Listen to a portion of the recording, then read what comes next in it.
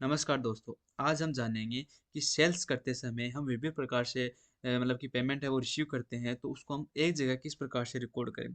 जैसे कि हमारे पास कई बार हाफ पेमेंट वो कैश में आता है, हाफ पेमेंट वो बैंक से आता है, तो हमें क्या करना होता है, 2 अलग-अलग बिल जनरेट करने होते हैं या तो फिर बैंक का अलग करना होता है, कैश का अलग करना होता है। तो उन दोनों को एक जगह किस प्रकार से करें कि वो दोनों का रिकॉर्ड हम एक जगह रख सकें, यानी कि जो पेमेंट चेक से आया है फिर कैश से है तो उन दोनों का एक ही इनवॉइस हम जनरेट कर सकें, वो आज हम जानेंगे। तो हमें काफ़ी परेशानी होती है क्योंकि मान लो कई कस्टमर ऐसे आते हैं जिनका हाफ पेमेंट वो बैंक से करते हैं, हाफ पेमेंट वो कैश में करते हैं और हमें जो बैंक में जो बिल जनरेट करते समय है, हमें ऊपर शो करना होता है कि भाई पेमेंट बैंक से हुआ है, फिर कैश से हुआ है। तो 2 अलग-अलग इनवॉइस जनरेट करने पड़ जाते थे। तो आज हम एक ही इनवॉइस में दोनों रिकॉर्ड को किस प्रकार से शामिल करेंगे, आज वो हम देखेंगे। तो सबसे पहले आपको टैली में आ जाना है, कंपनी क्रिएट कर ली है हमने और हम यहाँ पर क्रिएट में चलेंगे। क्योंकि हम अपने सेल्स इनवॉइस को हम क्या करेंगे, मॉडिफ़ाई करेंगे, ठीक है? तो मॉडिफ़ाई करने के लिए हम यहाँ पर वाउचर टाइप में आ जाएँगे और यहाँ से हम अपने जो सेल्स वाउचर है उसको हम क्रिएट कर लेंगे।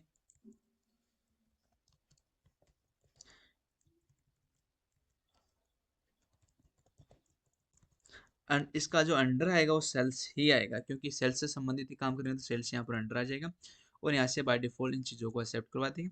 अब ये कर रहा है कि अगर आप वाउचर फ़ीड करते समय अगर आप अपने वाउचर को सेव करेंगे तो सेव करते ही तुरंत हम क्या करते हैं, बिल जनरेट कर देते हैं, तो इसको हम येस करेंगे।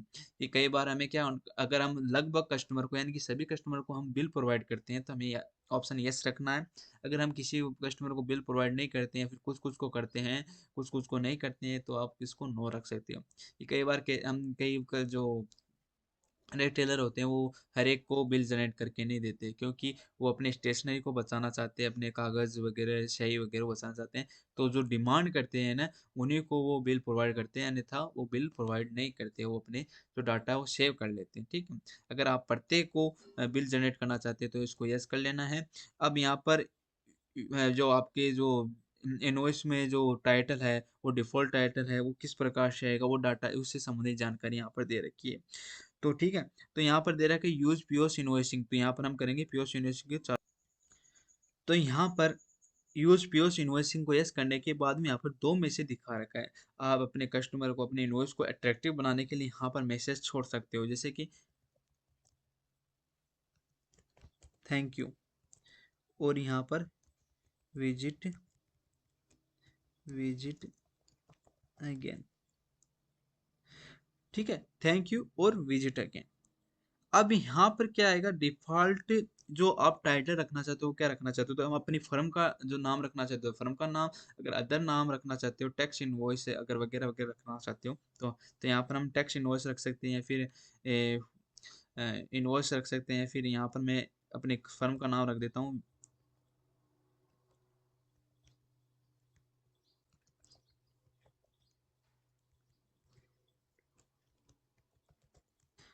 यहाँ पर आपको डिफ़ॉल्ट बैंक सेट करना चाहते हो कि उसी में अपना पेमेंट आएगा जाएगा, तो यहाँ पर वो सेट कर सकते हो, ठीक है? हम एक बार इसको नोट एप्लीकेबल रखेंगे, ठीक है? और यहाँ पर आपको जो डिक्लेरेशन है वो आपको देना होता है, अपनी फर्म इनवॉइस में सेट करना होता है, तो यहाँ से हम सेट कर सकते हैं। हम बाय डिफ़ॉल्ट टैली के द्वारा प्रोवाइड किया गया है, डिक्लेरेशन यूज़ करें। आप अदर अगर अपने अकॉर्डिंग यानी कि बेचा हुआ माल वापस नहीं होगा, इस प्रकार से कुछ सेट करना चाहते हैं, तो यहाँ पर वो सेट कर सकते हैं। यहाँ पर हम अपने जो वाउचर है, सेल्स वाउचर, इसको हम मॉडिफ़िकेशन के लिए क्लास बनाएँगे, तो नेम ऑफ क्लास हम पीओस रख रहे हैं। यहाँ पर आपको जो गिफ्ट वाउचर है, गिफ्ट वाउचर क्या होता है कि मान लो हम किसी की डीलरशिप ले रखी है, जैसे कि हम इलेक्ट्रॉनिक का काम करते हैं और डीलरशिप हम सैमसंग की या फिर वीवो की ले रखी है। अब वीवो क्या करता है कि मान लो कि अपने प्रोडक्ट सेल करता है तो उसके साथ वाउचर इश्यू करता है कि 2,000 रुपये के वाउचर की छूट मिल जाएगी, 3,000 के वाउचर की छूट मिल जाएगी। तो वो वाउचर हम क्या कर सकते हैं, यहाँ पर उन कस्टमर को प्रोवाइड कर सकते हैं, वो छूट प्रोवाइड कर सकते हैं। फिर वो 2,000 हमें क्या कहाँ से लेनी होगी, अपने वीवो कंपनी सैमसंग केयर से, वहाँ से मतलब कि वो लेना होगा। तो अगर आप ये प्रोवाइड करते हो गिफ्ट वाउचर का जो सिस्टम है, तो यहाँ पर आपको एक लेजर बनानी होगी इस करके और गिफ्ट वाउचर को उसके नाम से वो लेजर बनानी होगी और उसका अंडर है वो सन्ड्री डेटर्स रखेंगे। तो इसको अगर आपकी डिमांड है कि आपको ये जानना है तो आप इसके लिए कमेंट कर सकते हैं। आज हम इसको नो रखेंगे, ओनली हम पेमेंट मेथड को ही चेक करेंगे, तो यहाँ पर नॉट एप्लीकेबल। अगर कोई क्रेडिट डेबिट कार्ड से पेमेंट करता है तो यहाँ पर यस, और यहाँ पर हमको इसको जो बैंक में हम क्रेडिट डेबिट कार्ड से पेमेंट इश्यू करेंगे वो बैंक हम यहाँ पर सेलेक्ट कर लेंगे। मेरे पास कोई बैंक रिलेटेड नहीं है तो यहाँ पर मैं HDFC बैंक के नाम से एक अकाउंट है वो क्रिएट कर लेता हूँ अंडर बैंक अकाउंट। ठीक है, यहाँ पर बैंक की डिटेल आ जाएगी, इसको एक्सेप्ट करवा देंगे। अगर चेक, अगर आप मान लो कि चेक अदर बैंक से रिसीव करना चाहते हैं, इनके HDFC बैंक से तो आप कार्ड से पेमेंट रिसीव करना चाहते हैं, और चेक से अदर बैंक से रिसीव करना चाहते हो, बैंक सेलेक्ट कर लेना है अदर। हर हम अगर सेम बैंक से रिसीव करेंगे तो सेम बैंक से यहाँ पर सेम बैंक आ जाएगी। ठीक है, अब यहाँ पर अगर कैश से पेमेंट रिसीव करेंगे तो कैश की लेजर यहाँ पर रिसीव कर लेंगे। और नेक्स्ट यहाँ पर बता रहा है कि आपको अल्टरनेटिव जो डिफरेंस सेट करना, वो लास्ट लेजर में करना है फर्स्ट लेजर में। फर्स्ट लेजर में यानी कि आप मतलब कि चेक या क्रेडिट के डेबिट कार्ड में डिफरेंस सेट करना है, या फिर आपको कैश में डिफरेंस सेट करना है। एग्जांपल के लिए मान लो कि कोई 10,000 रुपये के प्रोडक्ट हमने सेल किए हैं, उनमें से उन्होंने 9,000 रुपये मान लो कि कैश दे रहे हैं, तो 2,000 रुपये अगर फर्स्ट लेजर में करो तो कैश में 9,000 लगाओगे, और फर्स्ट लेजर में डिफरेंस अमाउंट जो 2,000 बच गया वो ऑटोमेटिक सेट हो जाएगा। या फिर आपको वो क्रेडिट कार्ड से पेमेंट करा 5,000 सेट करोगे तो लास्ट लेजर यानी कि कैश में ऑटोमेटिक पेमेंट है वो सेट हो जाएगा।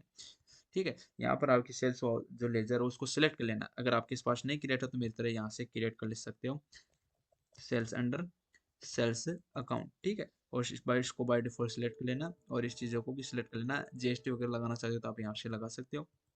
हमने इसको सेव कर दिया। ठीक है, यहाँ से हम बैक आ जाएंगे, यहाँ से बैक आ जाएंगे, और यहाँ पर हम अपने वाउचर्स में चलेंगे और हम प्रैक्टिकल करके देखेंगे कि किस किस प्रकार ये वाउचर हमें सुविधा प्रदान करता है। तो यहाँ पर हमें सिंपली क्या करना है, F10 प्रेस करना था। यहाँ पर हम F10 में आ जाएंगे और अदर वाउचर में पीओस को सिलेक्ट कर लें। ये जो हमने नया वाउचर बनाया। ठीक है, अब यहाँ पर हमें कोई पार्टी का, क्योंकि यहाँ पर हम उधार कोई सेलिंग नहीं करेंगे, हम कैश या फिर बैंक से डील करेंगे। ठीक है, उधार के लिए तो हमारा जो नॉर्मल सेलिंग वाउचर है वही काफ़ी है, उसमें ही हम करेंगे। लेकिन हमें बैंक क्रेडिट के विभिन्न मेथड से हम पेमेंट रिसीव कर सकते हैं और उसका रिकॉर्ड हम रख सकते हैं। तो यहाँ पर आपको अलग अलग इन्वॉइस मतलब कि निकालने की कोई आवश्यकता नहीं होगी, एक इन्वॉइस में सब काम हो जाएगा। तो यहाँ पर एंटर करेंगे, यहाँ पर बायर्स का नेम, अगर जो बायर है उसका नाम है, ठीक है, उसका नाम रख देंगे। और इंडिया पर कंज्यूमर है, क्योंकि ये आपका पार्टी नहीं, कंज्यूमर, कंज्यूमर के लिए कंज्यूमर इस्तेमाल करेंगे। यहाँ पर हम सब चीज़ें ले लेंगे। यहाँ पर जो आइटम सेल करना चाहते हैं वो आपका आइटम सेलेक्ट कर लेना। जैसे कि मैंने यहाँ पर कोई आइटम क्रिएट नहीं कर रखा है, तो यहाँ पर मैं क्रिएट कर लेता हूँ पहले से।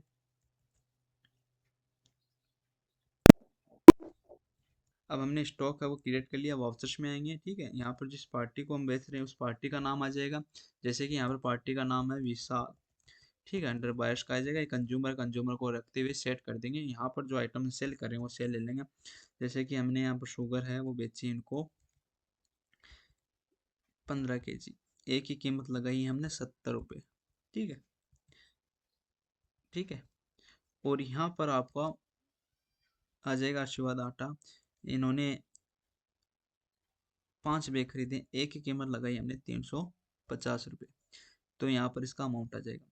अब इन्होंने पेमेंट किया, वो पेमेंट किस प्रकार करें वो देखेंगे। तो गिफ्ट वाउचर हमें इस्तेमाल नहीं करते हैं। ठीक है, अब अगर उन्होंने क्रेडिट कार्ड डेबिट कार्ड से अगर सारा पेमेंट कर दिया तो हम इंटर करके डायरेक्ट इसको एक्सेप्ट कर देंगे। अब क्रेडिट कार्ड के अंतिम नंबर रख देंगे जिससे हमें पता चले 3124। ठीक है, और इस प्रकार से हम इसका बाय डिफॉल्ट सेट करा देंगे। अगर ये बात तो ये रहेगी, ये तो हम कहीं से भी पेमेंट कर सकते हैं, इस प्रकार तो हम कहीं से भी इनवॉइस है वो जनरेट कर सकते हैं। बात है कि टुकड़ों में पेमेंट करता है तो कैसे करेंगे। तो टुकड़ों में मान लो कि इसका जो पेमेंट है वो 2,000 रुपये उन्होंने क्या कर दिए,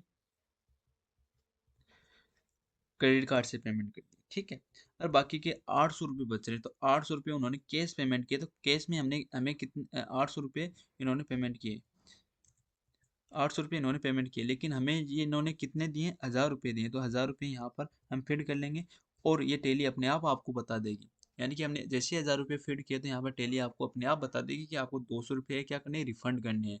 तो 200 रुपये का जो बैलेंस अमाउंट है वो आपको रिफंड करने हैं। तो ये सारी डिटेल आपको टेली में आएगी। एक जगह हमको सब चीज़ें मिल रही है कि एक इन्वॉइस ना, तो आपको यानी कि 2,000 का अलग बिल जनरेट करना होगा, ना ही 800 रुपये का। सब चीज़ें यानी जैसे हम इंटर करेंगे तो यहाँ पर आपका ऑटोमेटिक बिल है वो जनरेट हो जाएगा। प्रिंट पे इंटर करके आपका प्रिंट है वो डायरेक्टली निकाल सकते हैं। प्रिंट कैसे आएगा वो यहाँ से देख सकते हैं आप, कंट्रोल Z से। यहाँ पर VPS डिपार्टमेंट है तो सीरियल नंबर यहाँ पर कोड आ जाएगा।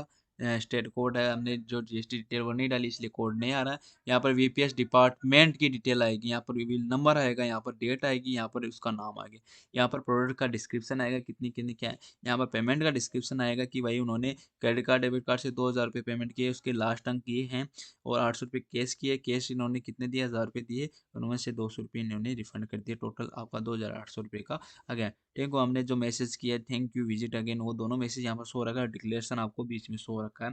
ठीक है, इस प्रकार से आपका इन्वॉइस सेट हो सकता है, और यहाँ फास्टली अपना वर्क है वो इन्वॉइस है वो जनरेट कर सकते हो, और आप अपने जो वर्किंग स्पीड है उसको बढ़ा सकते हो। ठीक है, तो आज के लिए इतने। अगर आपको ये वीडियो शानदार जानदार लगा तो आप इसको लाइक एंड शेयर जरूर कीजिएगा। आज के लिए इतना ही, धन्यवाद।